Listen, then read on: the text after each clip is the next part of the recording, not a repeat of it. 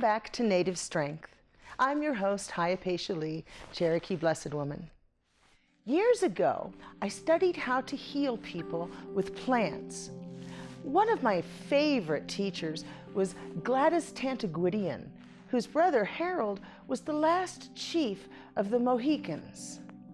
As you may already know, almost all of our modern medicines, including our so-called wonder drugs, are derived from plants. Before we had pills and shots to take, we had roots and leaves and flowers. As healthcare becomes more expensive, many people are returning to the ways of our ancestor and bypassing the pharmaceutical industry altogether and going straight to the source for their healthcare needs. To make our modern medicines, scientists isolate the parts of the plant that they determine to be the active ingredient and leave behind other components. These parts that science can find no use for may even increase the efficacy or inhibit adverse reactions. There are two medicine stories I want to share with you today. The first is about greed and how disease came to the world. This will explain how important our plants are to our survival. You may have noticed that the more greedy people become and the more crowded our living conditions are, the more diseases we find ourselves suffering from. There was a recent article in the New Yorker magazine outlining how our move as a civilization towards living in cities increased our illnesses. Our greed can cause our illness, just like overindulging in the wrong kinds of foods can lead to diabetes, excess weight, and a host of other problems. This medicine story explains how this all started. The people had gotten into the habit of hunting for sport. They'd forgotten about the importance of using all of the pieces of the animal that they had killed in order to make sure that nothing went to waste and making sure that its spirit was honored. They threw away parts of their kill and only kept what they considered to be the best part or what they happened to need at the time. The animals all saw this, and it bothered them greatly. They decided to hold council one night to discuss the matter. One by one, each animal came forward to tell his story. They told how humans had hunted their friends and family and forgotten to give thanks for their sacrifice. They talked about the cruel ways in which the hunters had thrown away parts of the animal that had given their life so that the hunters could survive. They even told about hunters who killed simply for sport and not because they were hungry. Each story was worse than the one before, until finally the animals decided that they would create diseases to bring pain to those who had hurt them so badly. Every species, from the smallest to the largest, invented afflictions to make the humans suffer for what they had done. Some were angrier than others, and so there was everything from minor colds and seasonal allergies to rabies and muscular dystrophy. All night they talked, until the sun started to appear on the horizon.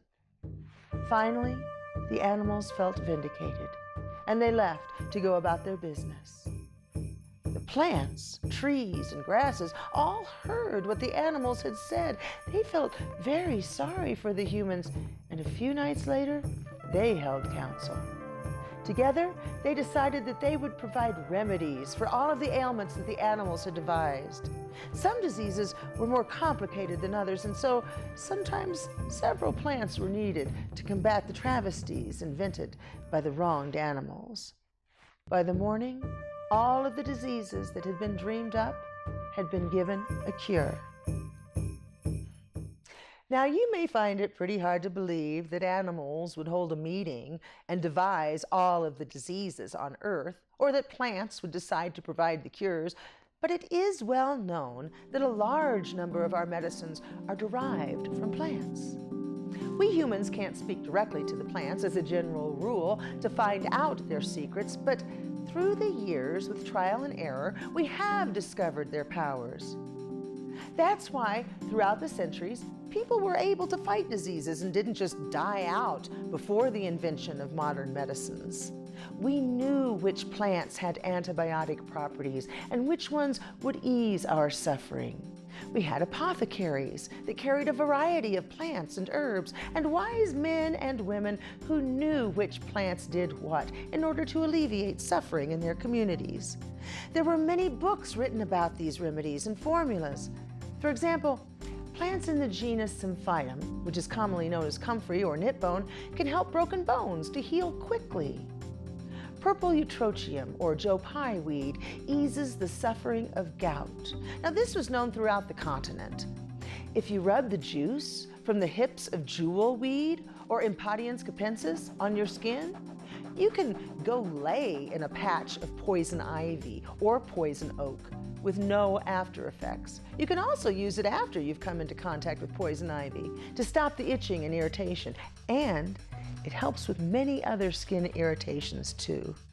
Now, this is far more effective than anything that you can buy in a drugstore. The inner bark of the white willow tree is used to make aspirin. People all over the world knew how to heal with plants. This is not unique to Native Americans. People collected and sold herbs for remedies for thousands of years before pills and drugs were created, and we survived as a species quite well. One of the most useful plants known to man for cloth, paper, rope, biofuel, and building materials, and many other things, can also help alleviate pain, ease depression, combat PTSD, kill cancer cells, and prevent epileptic seizures. Care to take a guess as to what that plant is? I'll give you a hint. It's one of the most controversial and talked about plants today, and some people in positions of power say that only bad people use it. Cannabis, which is also known as hemp or marijuana, has been found in caves with human remains that are many thousands of years old. As you know, there are other more potent plants like poppy flowers that give us opium. We get many useful drugs from opium, but it can also be used to make heroin. So how we intend to use a plant makes the difference between it being beneficial or harmful. Some of you may be familiar with the first part of this next medicine story. It's about our free will and our intentions. Sometimes we can have the best of intentions, but things may end up going horribly wrong. What we do in the aftermath can mean the difference between life and death, as it does in this medicine story. There was a young man who had reached the age of maturity, and so he was sent out on his first vision quest. It's traditional in Native culture to send young men and women out by themselves to seek a vision that will help them to learn their core personality and to reconnect with the plan that their soul has made for this life.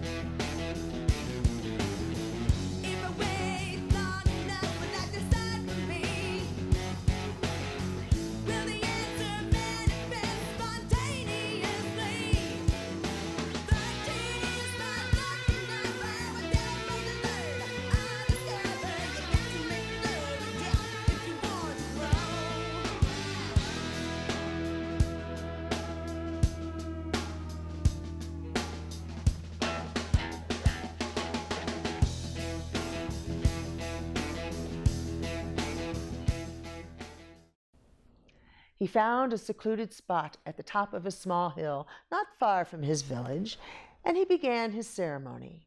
He made a medicine wheel by gathering 4 big rocks and placing them in the cardinal directions. Then he took out his shell for burning sage and sweetgrass. He purified himself with the smoke of the sage and invited his ancestors who love him to his spot with the smoke from the sweetgrass. He took out his sacred pipe and purified it in the smoke and joined the pipe to the stem in a sacred manner.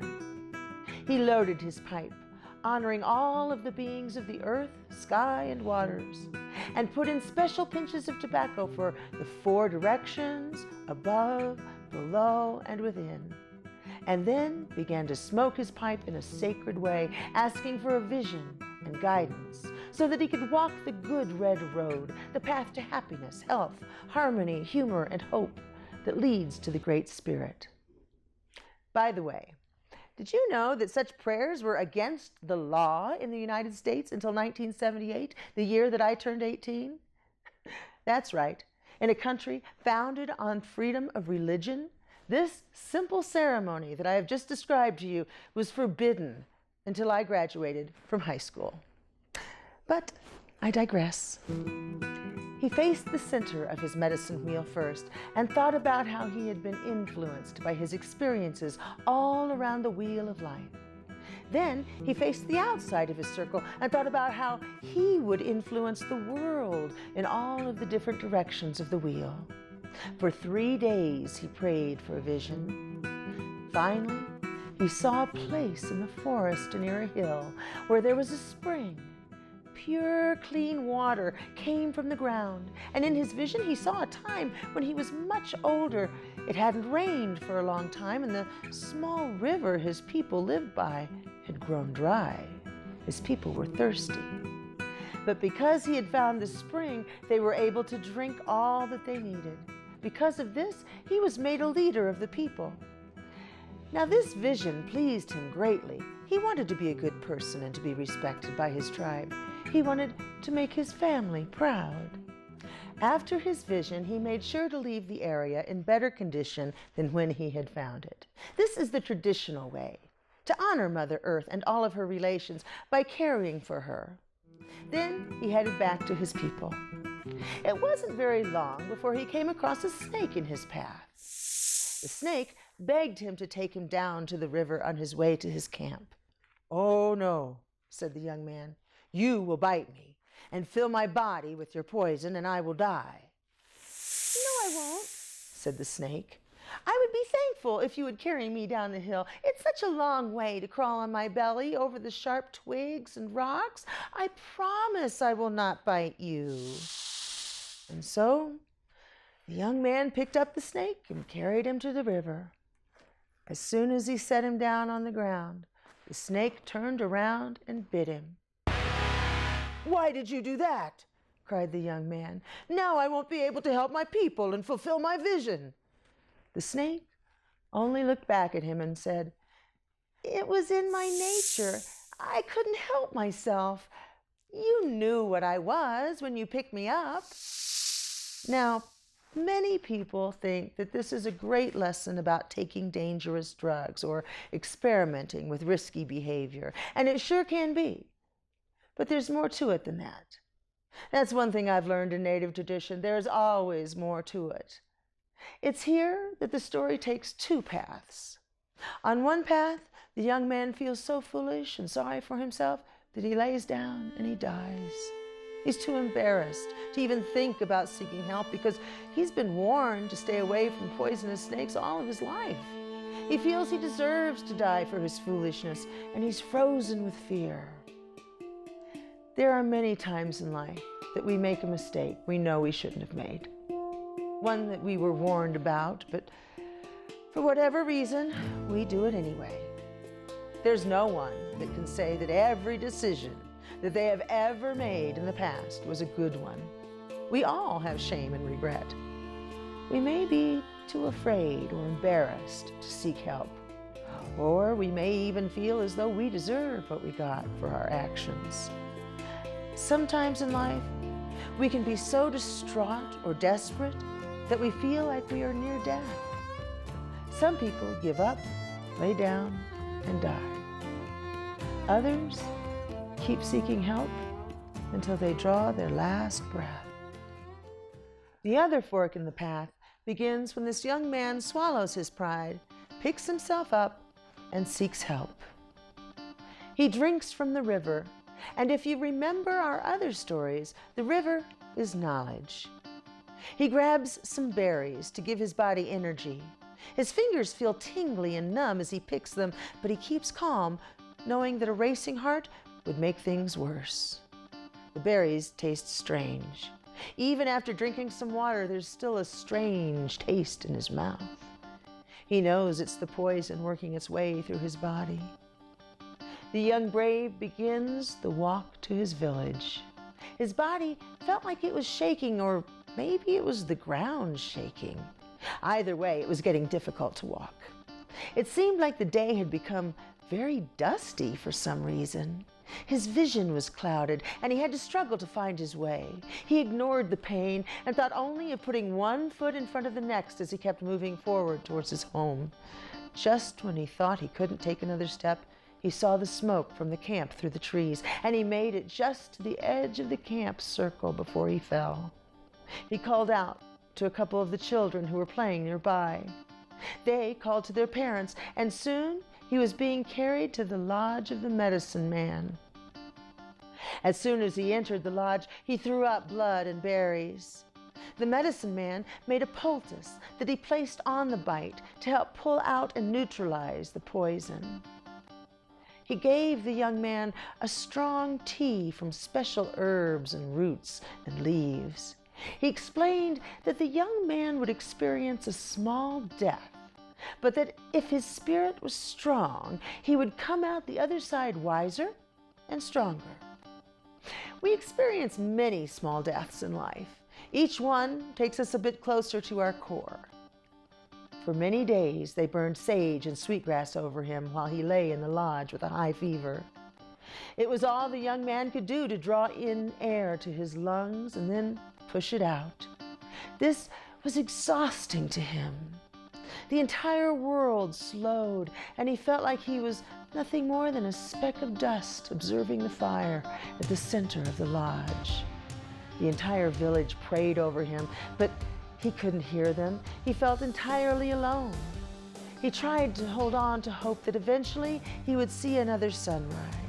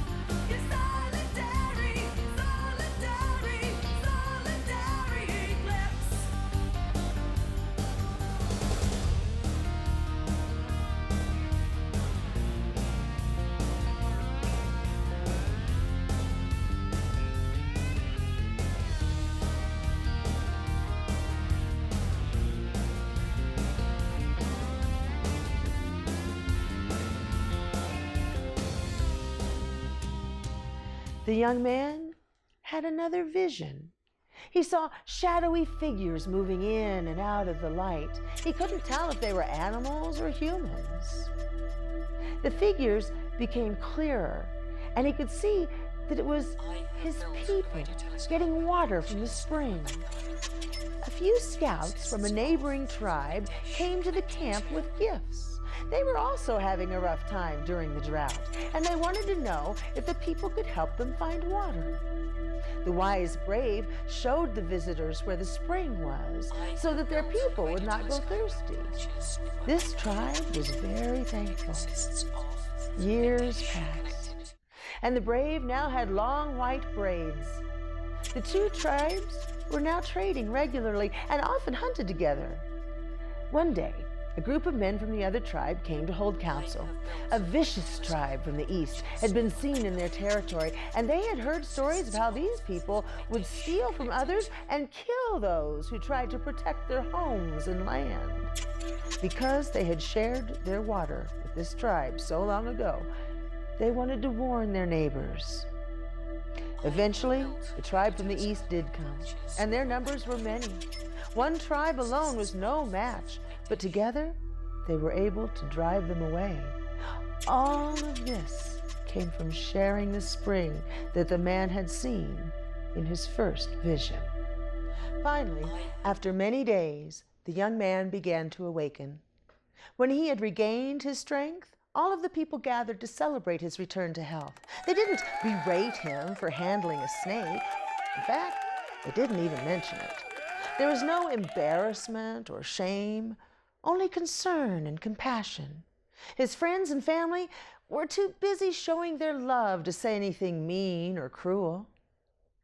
There are two kinds of helpful plants: healing plants, like the ones mentioned before that help with physical ailments, and teaching plants. Teaching plants help us accelerate on our path towards enlightenment when used correctly. Some examples of teaching plants are peyote, psilocybin mushrooms, and marijuana. Modern psychology is in its infancy. We have many people in the world that are suffering deeply, and to ease their pain, we have antidepressants and other pharmaceuticals. These do not help us to solve our problems, but rather numb us to our pain. Remember, pain is our first teacher. It teaches us to seek comfort because something is wrong. When we numb the pain, instead of finding out what is causing it, we are hurting ourselves even more. Sometimes all of the pain that we have been trying to ignore explodes like a pressure cooker. Teaching plants were used to help people ease the suffering in their mind by identifying the cause of their pain. Some of the plants that we have been taught to avoid at all costs are now proving to be quite beneficial, like cannabis.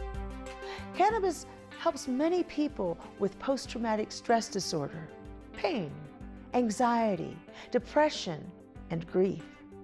Propaganda once told us that cannabis users would be so out of control that they would commit violent acts, try to fly from tall buildings, and fall asleep in sub-zero temperatures in the snow, only to die from hypothermia. None of that is true. While some users may find things unnaturally funny or get the munchies, no one has ever died from smoking or eating too much pot. In fact, cannabis not only helps to alleviate suffering from a variety of conditions, but many people use it just for fun. And when they do, they don't wake up with a hangover the next day, get sick to their stomachs and vomit, forget what they did, become angry and violent, or use so much that they die. All things that can happen when consuming alcohol. Native American traditions, like those found on the Native Strength Path, embrace introspection and emotional enlightenment. Rather than simply treating the symptoms with drugs, we help you to find balance and happiness in your own heart. This keeps you from being at the mercy of others or situations beyond your control, because your happiness comes from within. Cannabis has been used to help children live normal lives, seizure-free, whose doctors had previously advised their parents that nothing could be done and they should simply allow the child to die in peace. These children were having hundreds of seizures a week, and the doctors wanted to put them in a medically induced coma until they died. The children treated with cannabis have gone on to have happy lives, attend school, make friends, and in essence, function as any normal child. Isn't that what we all want for our children? It's also helped countless adults with muscular dystrophy, Parkinson's disease, PTSD, and other conditions to hold jobs, function normally, and lead happy lives.